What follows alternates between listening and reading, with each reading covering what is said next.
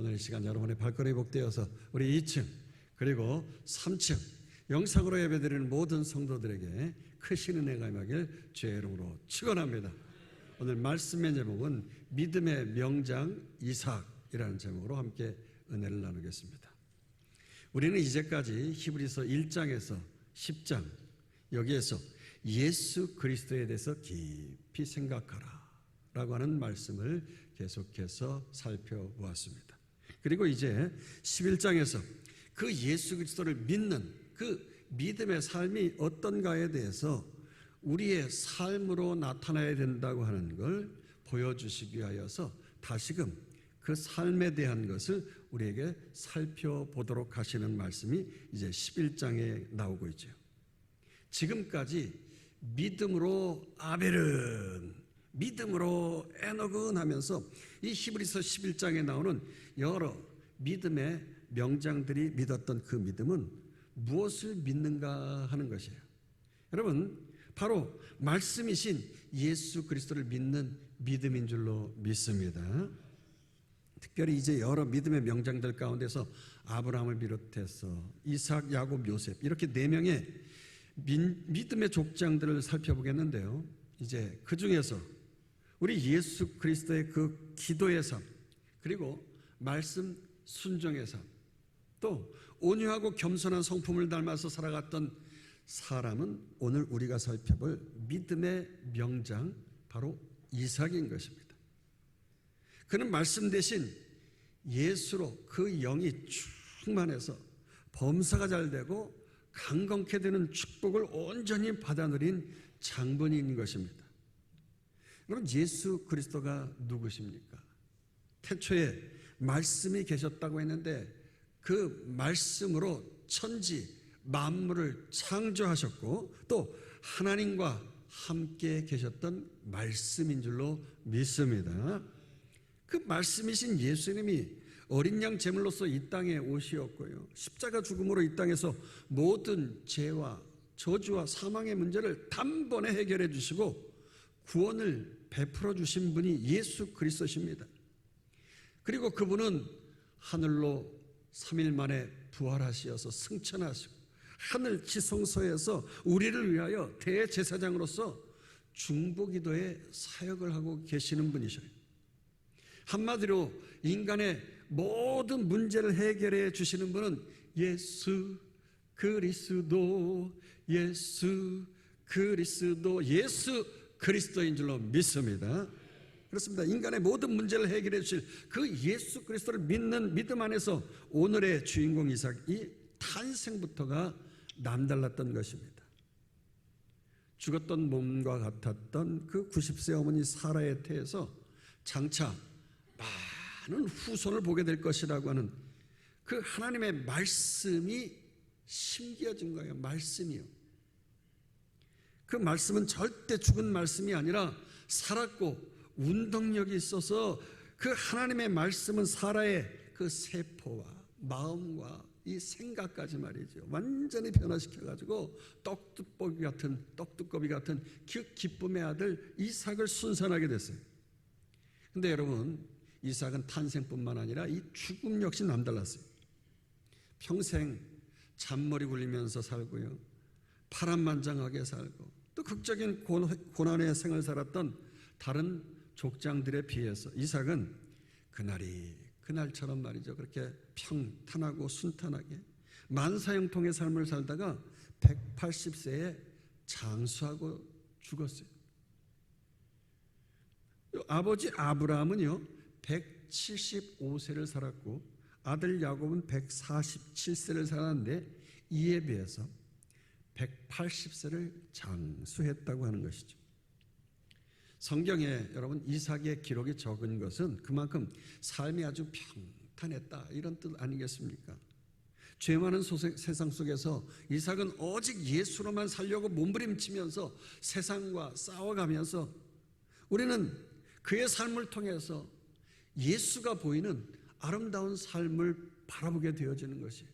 그래서 오늘 우리는 이삭을 통하여서 3가지 면에서 예수가 보이는, 예수를 닮은 삶을 살펴보려고 하는 것입니다. 첫 번째로 이삭은 우리 예수님과 같이 기도의 사람이었던 것입니다. 여러분 생애에 있어서 가장 중요한 게 뭡니까? 바로 배우자를 얻는 일 아니겠어요? 근데 이 배우자를 얻기 위하여서 우리가 제일 중요하게 준비할 것이 뭡니까? 뭐 예물을 준비하고 집장만도 하고 말이죠. 그런 게 아니라 기도로 배우자를 맞을 준비를 해야 되는 것입니다. 근데 이삭은 인생에서 가장 중요한 배우자를 얻기 위해서 나이가 40세 될 때까지 맞선도 보지 아니하고 말이죠. 오직 기도로 준비했는데, 그러던 어느 날 들에 나가서 날이 저물도록 묵상하면서 기도를 마치고 눈을 뜨는 순간에 말이죠, 멀리서 낙타를 타고 리브가가 나타난 거예요. 창세기 24장 63절 64절. 이삭이 저물 때 들에 나가 묵상하다가 눈을 들어보매 낙타들이 오는지라 리브가가 눈을 들어 이삭을 바라보고 낙타에서 내려. 여러분, 리브가는 외모는 물론이고요, 마음씨와 체력 그리고 믿음의 결단까지 갖춘 아주 최고의 신부였어요. 낯선 늙은 아브라함의 종이여 물을 좀 달라고 하니까 말이죠, 내 주여 하면서 존칭으로 부르고 노인뿐 아니라 또 목말라 하는 그 10마리의 낙타들까지 물을 주겠다고 자청한 거예요.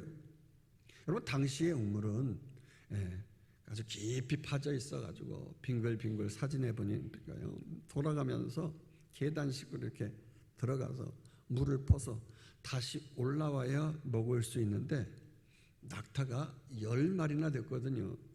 그러니 이런 항아리를 머리에 이고 계단에 오르내리면서 물을 날라 했을 거예요.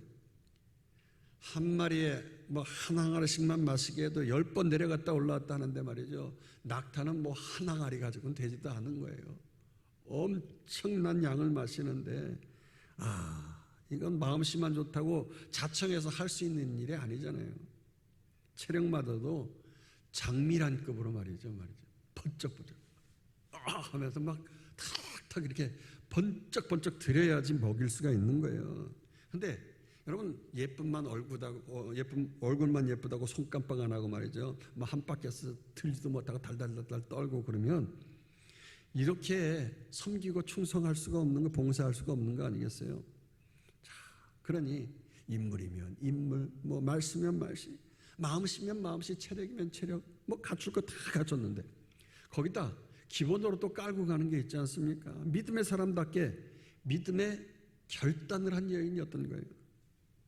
그야말로 아브라함이 갈 바를 알지 못하면서 하나님의 말씀을 따라간 것처럼 말이죠, 믿음으로 나아가는 여인이었다는 것입니다. 창세기 24장 58절 보십시다. 리브가를 불러 그에게 이르되 내가 이 사람과 함께 가려느냐? 그가 대답하되 가겠나이다. 그렇습니다. 내가 이 기쁨의 사람과 함께 가겠느냐? 그러니까 말이죠, 내가 그 기쁨의 사람 이삭에게로 가겠다, 그 복음에게로 나가겠다, 믿음으로 결정한 것이지. 여러분, 근데 사실 우리는 어떻습니까? 사람 좀, 그 사람이 어떤지 얼굴이라도 한번 보고 가야 되지 않겠어요? 그 사람 키는 커요? 성격은 어때요? MBTI는 어때요? 뭐 이러면서 뭐 물어보고 재고 주판을 챙기고 그러지 않겠어요? 근데 리브가는 절대 그러지 않았다는 것입니다. 이런 거룩한 축복의 초청 앞에서 내가 믿음으로 가겠나이다 라고 한 겁니다. 그런데 이삭은 기도하는 중에 멋진 그런 믿음의 결단력 있는 이런 리브가를 만나게 되어진 거예요. 비단 신부감뿐만 아니라 자녀 역시 기도로 얻었다고 하는 거죠. 창세기 25장 21절 보십시다. 이삭이 그의 아내가 임신하지 못함으로 그를 위하여 여호와께 간구하매 여호와께서 그의 간구를 들으셨으므로 그의 아내 리브가가 임신하였더니. 아버지 아브라함은 하나님께서 자녀를 주시겠다고 했지만은 10년이 지나도록 자녀가 없었어요. 그러자 10년도 못 가서 발병이 나지 않았습니까? 그만 몸종 하가를 통해서 육신의 아들 이스마엘을 낳고 말았던 것입니다. 근데 이삭은 40세에 결혼해서 자녀가 없자 또다시 기도에 들어간 거예요.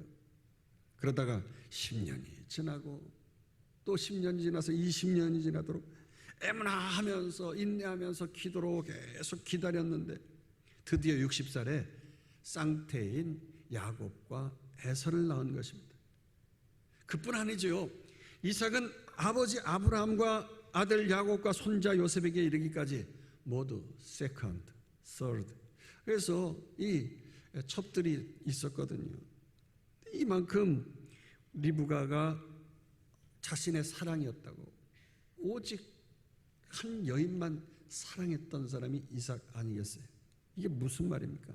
그는 정욕적인 삶을 살지 않았다는 것입니다. 인위적인 방법을 쓰고 잔머리 굴리면서 살지 않은 거예요. 오직 예수를 믿는 믿음으로 그의 영이 충만히 채워지니까, 예수로 말씀으로 충만히 채워지니까요, 더럽고 악한 이 내면의 것들이 빠져나가면서 기쁨이 넘치고 만족감이 넘치면서 뭐 헛헛해가지고 없어가지고 부족해서 막 죄지을 생각만 하고 그러지 않았다는 것이에요.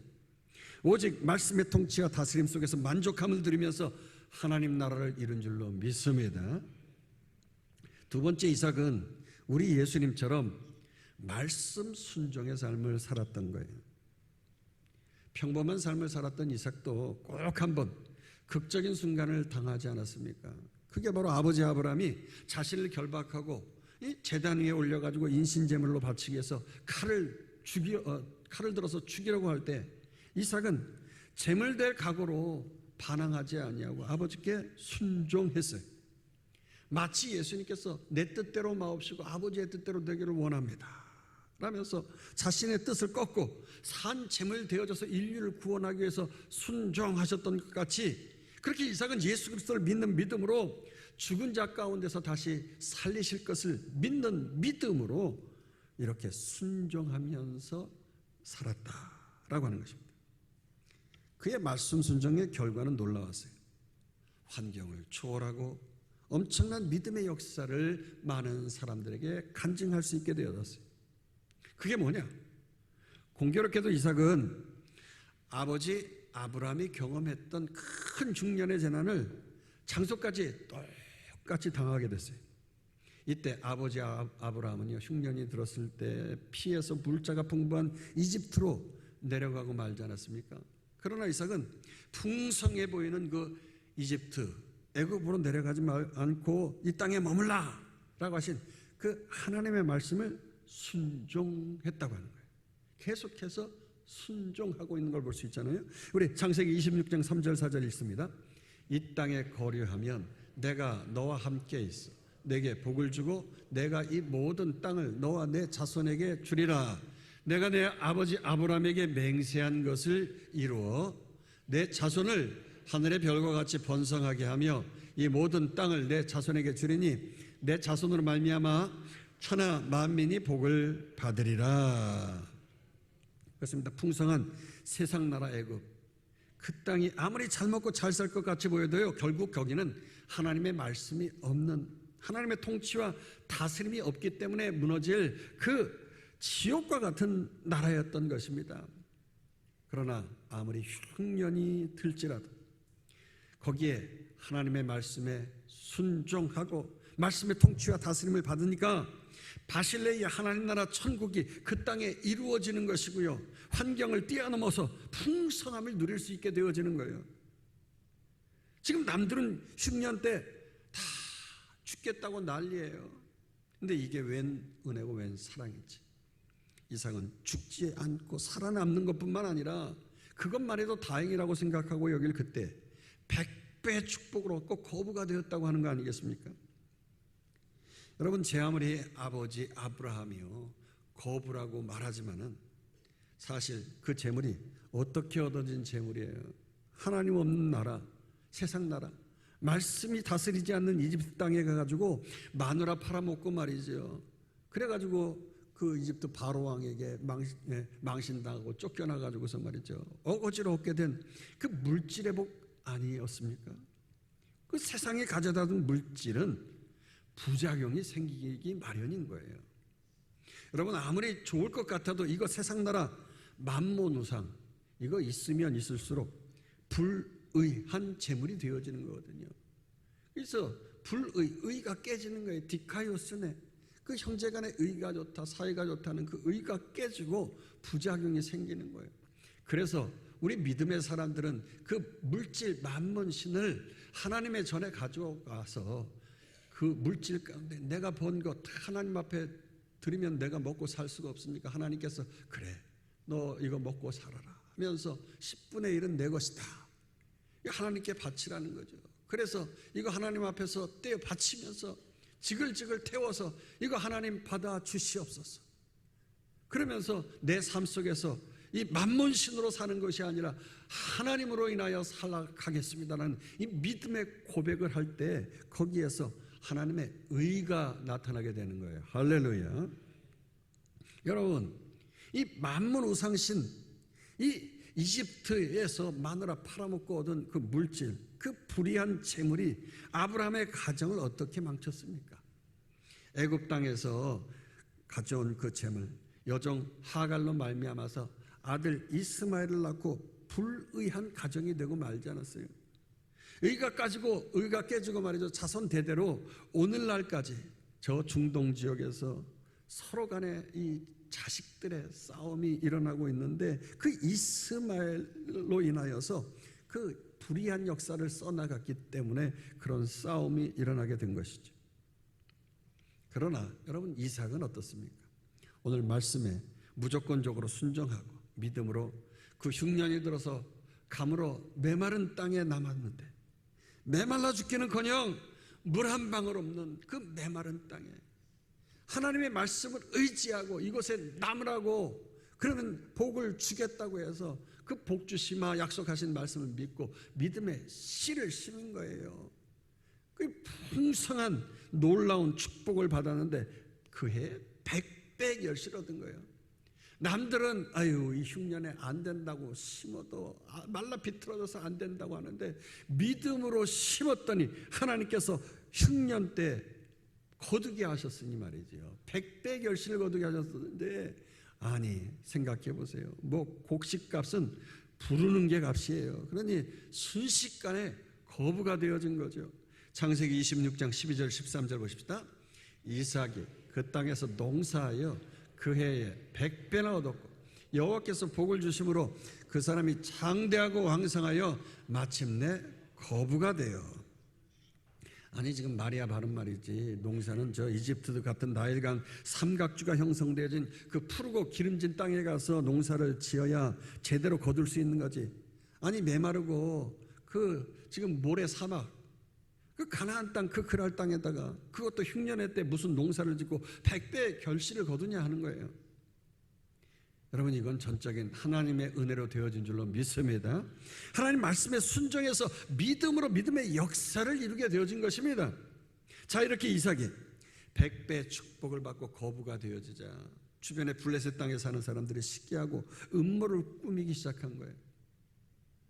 여러분 이렇게 믿음의 사람에게도 이 땅 죄 많은 세상을 살아가기 때문에 그러나는 이런 어려운 문제들이 반드시 들이닥치기 마련인 것입니다. 그러나 그럼에도 불구하고 이 이삭을 통해서 예수를 볼 수 있어요. 셋째로 이삭은 온유하고 겸손한 예수님의 성품을 닮았다고 하는 걸 볼 수 있어요. 이삭이 거부가 되자 블레셋 사람들이 이제 시기해서 사막에서 생명과 같은 그 모든 우물들을 흙으로 다 메워버린 것입니다. 읽어보십시다. 26장 14절 15절. 양과 소떼가 때를 이루고 종이 심이 많으므로 블레셋 사람이 그를 시기하여 그 아버지 아브라함 때 그 아버지의 종들이 판 모든 우물을 막고 흙으로 메웠더라. 아니 지금 물이 부족한 사막 지역에서 말이죠. 가나안 땅에서 특별히 농사 짓는 사람에게 그리고 양과 소까지 기르게 되어지는데 우물은 생명과 같은 거 아니겠습니까? 여러분 우물 하나 얻으려고 하면 땅을 깊이 20m 이상 파고 들어가야 되고 말이죠. 그 파다가 무너져 내리는 거예요. 이게 모래로 되어 있으니까 말이죠. 갑자기 무너져 내릴 수도 있고 설사 이 땅을 판다고 해도 사막에서 물이 나온다고 하는 것은 이게 말이죠. 모래밭에서 뭐 바늘 찾는 것 그거 어쩌다 한 개 얻을 수 있는 뭐 기적적인 거예요. 그런데 참 시기심이 무섭고 잔인하지 않습니까? 파기도 힘들고 얻기도 힘든 우물인데 그 더위에 우물을 메우는 건 또 얼마나 힘들겠어요. 이 시기심 때문에 너 죽고 나 죽자 이런 지금 상황 아니겠습니까? 거기서 끝나지 않았어요. 저들이 아예 그것을 떠나도록 퇴거 명령을 내린 거죠. 이게 얼마나 기막힌 일입니까? 읽어보십시다. 16절 아비멜렉이 이삭에게 이르되 내가 우리보다 크게 강성한 즉 우리를 떠나라. 아니 지금 아버지 때부터 가지고 있는 땅 아니겠어요? 무엇보다도 하나님이 그 땅에 거라고 하신 그 명령의 언약의 땅인데 그 땅을 내놓고 가라니 얼마나 기가 막힌 말입니까? 뭐 떠돌아다니는 유목민 같으면야 뭐 좀 잘 버틸 수 있겠지만 지금 이삭은 백배결실을 보고 정착해서 사는 농민이 되어진 거예요. 그러니 당대의 거부로서 얼마나 많은 재산과 살림살이가 많겠어요. 그런데 퇴거 명령을 받은 이 이삭은 일절 저들과 말싸움하지 아니하고 묵묵히 주섬주섬하면서 짐을 싸더니 그 많은 식소들을 이끌고 떠나자 그러면서 그냥 그곳을 떠난 거예요. 그리고 또 다른 곳에 가가지고서 묵묵히 우물을 또 파기 시작한 겁니다. 그런데 이번에도 하나님의 은혜로 말미암아서 그 땅을 메마른 땅을 팠는데 물이 솟아난 거예요. 근데 그러면 뭐합니까? 지금 갈수록 태산이라고 말이죠. 블레셋 사람들에게 그 우물을 빼앗기기를 4번이나 빼앗긴 거예요. 4번이나. 정말 기막히지 않습니까? 그런데 이삭은 이러한 때에 계속해서 분노하거나 맞대응을 하지 않았다는 것입니다. 여러분 요즘처럼 뭐 좋은 기계가 있어서 우물을 막 기계로 막 들들들 뚫어가지고서 뭐 그렇게 파이프 집어넣고 쉽게 파는 그런 때가 아니잖아요. 삽도 제대로 없어가지고 힘겹게 우물을 파는데 그것도 4번이나 빼앗기고 또 빼앗겨가면서 그러는데도 절대로 분노하지 않았다는 거예요. 손해나는 일을 당해도 맞대응하지 않았다는 것인데요. 그런데 어떻습니까? 아버지 아브라함은요 똑같은 우물을 빼앗겼는데 그때 아브라함은 뭐 이삭처럼 4번이나 뭐 그렇게 피하고 그러지 않았어요. 한 번 빼앗기고 그걸 기억해두고 곱씹다가 어느 날 갑자기 아비멜렉 그 땅의 왕을 찾아가서 책망하면서 분노하고 다투었다고 하는 거죠. 창세기 21장 25절에 이렇게 나와 있어요. 아비멜렉의 종들이 아브라함의 우물을 빼앗은 일에 관하여 아브라함이 아비멜렉을 책망하며 아브라함은 우물을 빼앗겼을 때 분노하면서 아비멜렉을 책망했지만 그 아들 이삭은 끝까지 피해보면서 양보하고 그랬다는 거죠. 여러분 이 사실을 기억해야 합니다. 사실 남의 것을 함부로 빼앗고 말도 안 되는 일 저지를 때 그걸 바로 잡는 게 정의로운 거 아닙니까? 근데 여기서 조심해야 할 게 있어요. 이 정의로운 걸 세우려고 할 때 항상 세상 사람들은 분노를 수단 삼아서 정의를 실천하려고 하지 않습니까? 교회도 마찬가지예요. 충성하다가 다툴 때에도 서로가 분명히 내가 교회를 위해서 했다고 말합니다. 그런데 거기에 분노가 나오고요. 쌍욕이 난무하고 심지어 사탄이 어떻다고 그러고 아예 세상 법정까지 싸워가지고 가서 멱살 잡고 말이죠. 절대 우리 믿음의 성도들은 이래서는 안 되는 것입니다. 항상 교회를 위하고 하나님 나라를 위하고 정의를 이루려면 먼저 해야 할 것이 있어요. 먼저 해야 할 것. 먼저 그의 나라와 의를 구하시기를 축원합니다. 그리하면 어떻다고요? 이 모든 것을 너에게 더하신다고 했어요. 할렐루야. 여러분 예수 그리스도를 먼저 전하면 따라오는 거예요. 나머지는 따라오는 거예요. 하나님 나라와 그의 일을 이루려고 예수님을 전하는데 말이죠. 예수 믿으세요 이 새끼들아. 아이고 죄송합니다. 막 이래가면서 그렇게 분노하고 전하는 거 봤습니까? 예수님 믿으세요 선생님. 예수 믿으면 천국 가요. 이렇게 온유하고 겸손하게 전하지 뭐 상대방이 강하게 나온다고 같이 맞짱 뜨고 말이죠. 그러지 않는 거예요. 컴다운 하는 거죠. 응? 여러분 하나님 말씀에 순종하는 자 믿음의 사람들은 한결같이 할 수 있는 한 많은 사람들과 컴다운하고 화평하게 지내는 거예요. 왜냐? 하나님이 이거 아니라도 다 채워주실 텐데 라고 하는 풍요의식이 우리에게 있는 것이에요. 할렐루야. 이삭은요, 이렇게 고난 속에서도 좌절하지 않고 이 풍요의식 속에서 이사를 가고 또 이사를 가고 또 이사를 가고 하면서 가는 곳마다 한 게 있는데, 그게 바로 뭐냐? 하나님의 이름을 부르면서 제단을 쌓고 예배를 쉬지 않았다고 하는 것입니다. 여러분, 대부분의 사람들이요, 신앙생활하는 성도들 가운데에도 예수 믿고 고난을 당하면 아이 하나님이 나를 안 도와주시네 하면서 신앙을 떠나버려요. 예배를 안 드려요. 그러나 오히려 이삭은 고난을 당하면 당할수록 더 제단을 쌓고 가는 곳마다 예배를 쉬지 않았다.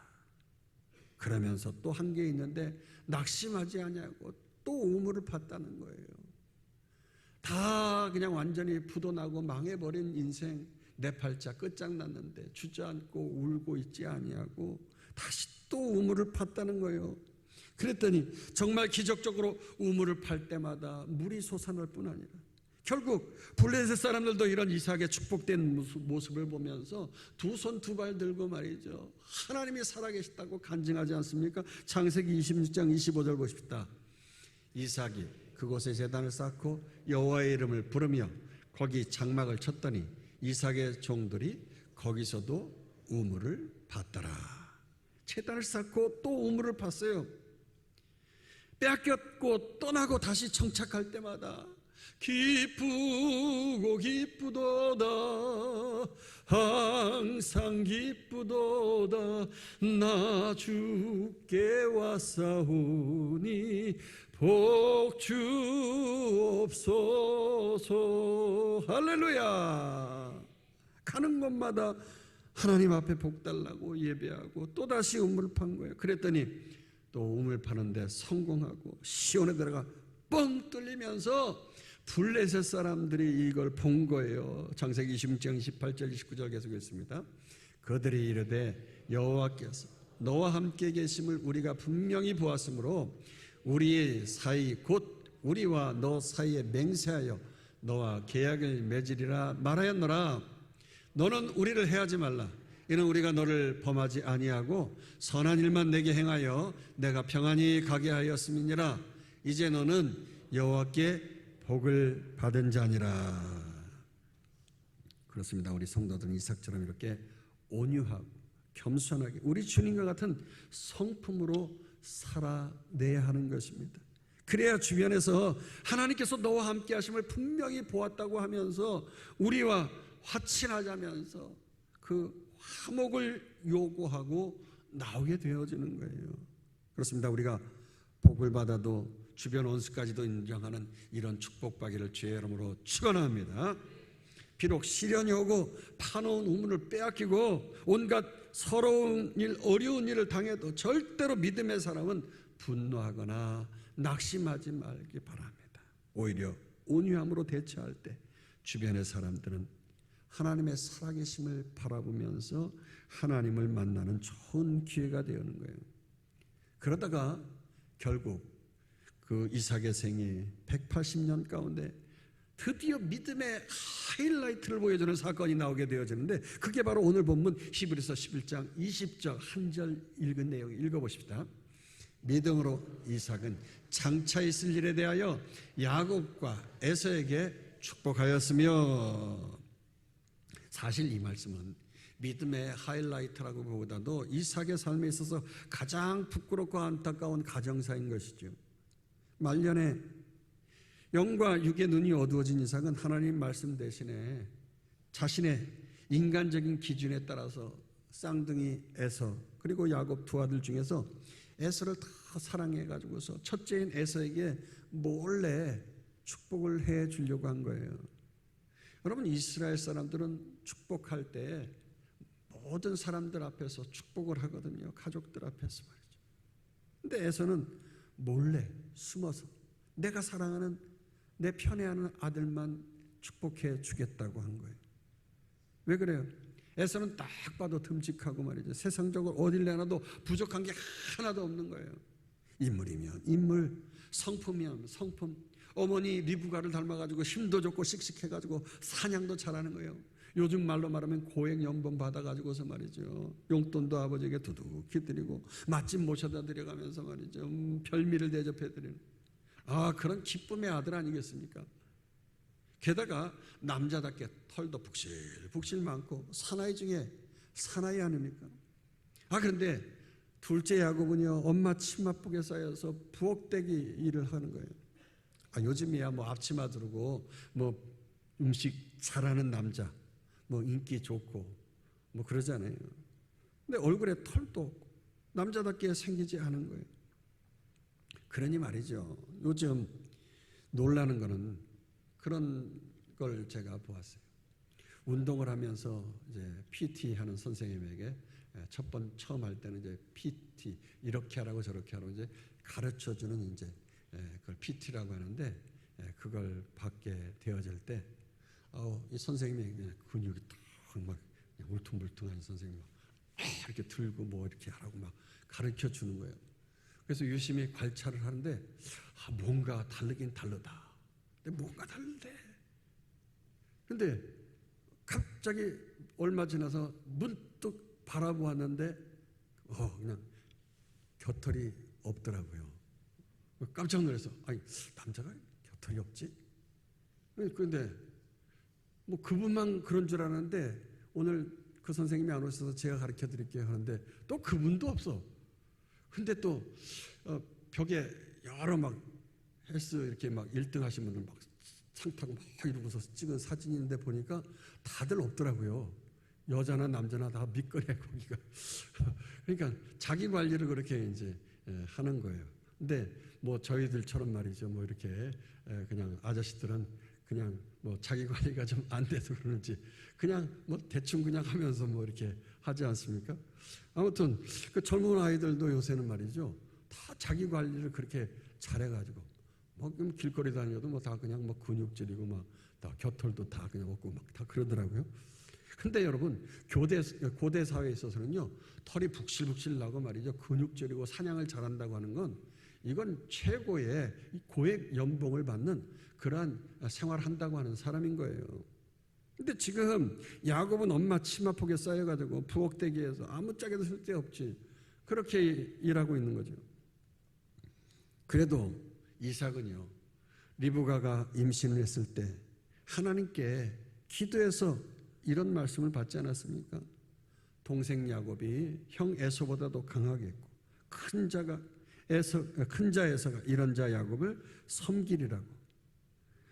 리브가가 임신했을 때 하나님으로부터 이런 말씀을 받은 거예요. 그래서 25장 23절 한번 읽어보도록 하십시다. 여호와께서 그에게 이르시되 두 국민이 내 태중에 있구나. 두 민족이 내 복중에서부터 나누이리라. 이 족속이 저 족속보다 강하겠고 큰 자가 어린 자를 섬기리라 하셨더라. 자, 이제까지 하나님 말씀 순종 잘했던 이삭 아니겠습니까? 근데 말년에 나이 들어서 육적인 눈, 영적인 눈까지 어두워져서 하나님의 말씀은 상관이 없고 자신의 뜻대로 아예 날 잡아서 아들 장자를 몰래 불러가지고 그 아들에게만 축복해버리려고 작심한 거예요. 그래서 에서에게 사냥해가지고 와서 별미를 만들어주면 그거 먹고 축복하겠다고. 근데 곁에 있던 엄마가 몰래 그 소리를 엿드는 거 아니겠습니까? 리브가는 어떤 여인입니까? 믿음의 여인 아니에요. 이래서 믿음의 여자가 중요한 것입니다. 남편이 잘못할 때 순간 바로잡아 주어야 하는, 그래서 부부가 매우 중요한 거예요. 리브가는 하나님 말씀에 아들 야곱이 장자가 될 것이라는 말씀을 알고 있었던 것이죠. 그래서 염소 새끼의 털로 야곱의 매끈한 손과 목에 둘러 입히고 말이죠. 아버지 이삭을 속여서 축복을 받게 하지 않습니까? 결국 이삭은 둘째인 야곱에게 축복해주고 말았어요. 이때 에서가 뒤늦게 사냥을 해가지고 별미를 만들어서 아버지에게 가지고 왔는데 몰래 받으려고 왔는데 웬일입니까? 아버지 이삭이 너 누구야? 아버지 저 에서요. 아니 이미 내가 축복을 했는데. 에서가 이 소리를 듣자마자 난리가 난 거예요. 축복을 번복해달라고 울고 불고 지금 난리가 났습니다. 36절 38절 읽어보도록 하십니다. 에서가 이르되 그의 이름을 야곱이라 함이 합당하지 아니하니까 그가 나를 속임이 이것이 두 번째니 전에는 나의 장자의 명분을 빼앗고 이제는 내 복을 빼앗았나이다. 또 이르되 아버지께서 나를 위하여 빌복을 남기지 아니하셨나이까. 에서가 아버지에게 이르되 내 아버지여 아버지가 빌복이 이 하나뿐이리까. 내 아버지여 내게 축복하소서. 내게도 그리하소서 하고 소리 높여 우니. 그래요, 분명히 야곱이 잘못한 거죠. 형을 한두 번 속인 게 아니잖아요. 팥죽 한 그릇에 형의 장자의 명분을 빼앗더니 이번에는 아예 아버지까지 속여가지고서 이렇게 축복까지 빼앗고 말았지 않습니까? 여러분, 풍습으로나 세상적인 전통으로 보나 장자가 분명히 아버지의 축복을 받아야 하는 것이 당연한 것이지만은 그러나 그럼에도 불구하고 아버지 이삭은 믿음으로 사랑하는 에서만을 위하여서 축복을 빌려고 했다가 이게 하나님의 뜻이 아니었구나 하는 것을 깨달은 후에 에서에게 피눈물 나는 이런 말을 하지 않습니까? 37절 계속해서 읽습니다. 이삭이 에서에게 대답하여 이르되 내가 그를 너의 주로 세우고 그의 모든 형제를 내가 그에게 종으로 주었으며 곡식과 포도주를 그에게 주었으니 내 아들아 내가 내게 무엇을 할 수 있으랴. 그렇습니다. 이렇게 이삭은 그 사기꾼 야곱에게 속아서 축복한 축복이지만 그것이 하나님의 뜻인 이상에 번복하거나 무르지 않고 그대로 유지했다고 하는 거예요. 이게 무슨 말입니까? 이삭은 하나님의 주권을 그대로 믿고 인정했어요. 그러면서 야곱의 축복을 그대로 인정해 버린 거죠. 우리 한번 보도록 하십시다. 로마서 9장 13절에서 14절 기록된 바 내가 야곱은 사랑하고 에서는 미워하였다 하신과 같으니라. 그런즉 우리가 무슨 말을 하리요? 하나님께 불의가 있느냐? 그럴 수 없느니라. 내가 야곱은 사랑하고 에서는 미워하였다. 여러분, 야곱이 잘난 거 하나 없는데, 하나님을 위해 쓴 거 하나 없는데, 지렁이 같은 야곱, 버러지 같은 야곱인데 전적인 하나님의 은혜로 하나님의 사랑을 베풀어 주심으로 말미암아 그 구원을 베풀어 주시겠다고 하신 그 축복의 은혜가 그에게 전달되어졌는데 니들이 무슨 상관이냐는 거예요. 이수명 목사님의 책 제목이 그렇잖아요. 응? 내 맘이다. 왜? 하나님이 그렇게 말씀하신 거예요. 그러니 이삭은 그 하나님의 주권 앞에서 납작 엎드려 겸응하면서 믿음으로 순종한 겁니다. 야곱의 축복을 무르지 않고 전적으로 100% 인정한 거죠. 현재 야곱은 이렇게 사기꾼같이 부족하고 그렇지만 그 현재를 바라보지 아니하고 장차 하나님의 언약에 완성될 말씀으로서 그 미래의 축복으로서 현재를 바라보면서 축복한 거예요. 그러면서 야곱은 그 아버지 이삭의 축복대로 영적 육적 하나님의 뜻을 온전히 이루는 믿음의 명장이 되고 말았지 않습니까? 그 자손에서 예수 그리스도 모든 인간의 문제를 해결해 주시는 그 예수 그리스도가 탄생하심을 통하여서 하나님의 구속사를 온전히 이루는 사람이 된 줄로 믿습니다. 따라서 오늘 히브리서 11장 20절은 이삭은 장차 있을 일에 대하여 야곱과 에서를 축복하였다. 장차 있을 일, 바로 그를 통하여서 메시아와 인류의 구원이라고 하는 것이 있을 것을 가지고 야곱과 에서를 축복했다고 하는 것입니다. 여러분, 이 이삭의 기나긴 생애 속에서 이 사건이 믿음의 하이라이트가 되는 이유가 뭔 줄 아십니까? 자신의 인간적인 욕심과 기준을 내려놓고 하나님의 뜻이라고 하면 모든 걸 다 포기할 줄 알았던 거예요. 그 하나님의 절대 주권 앞에서 하나님의 구속사적인 뜻을 수용하면서 순종하며 나아갔기 때문에 믿음의 명장이 된 줄로 믿습니다. 어떤 이들은 아브라함처럼 요셉처럼 고난이 축복이라고 말하기도 하지만은요, 성경에 고난당한 이들의 이야기가 여러 장에 기록되어진 이유가 뭡니까? 그만큼 인생이 파란만장해서 기록할 것이 많았다, 그런 뜻 아니겠어요? 그러나 여러분, 기왕이면 다홍치 말라고 제가 늘 여러분에게 말씀하지 않아요? 우리와 우리의 자녀들 믿음의 명장 이삭처럼 기왕이면 다홍치 마로 믿음의 축복권을 대대로 물리면서 매일매일 특별한 기록할 사건이 없을 정도로 평탄하고 순탄한 삶을 살면서 만사형통의 복을 누리는 우리와 우리의 자녀 되기를 주의 이름으로 축원합니다. 축원합니다. 축원합니다.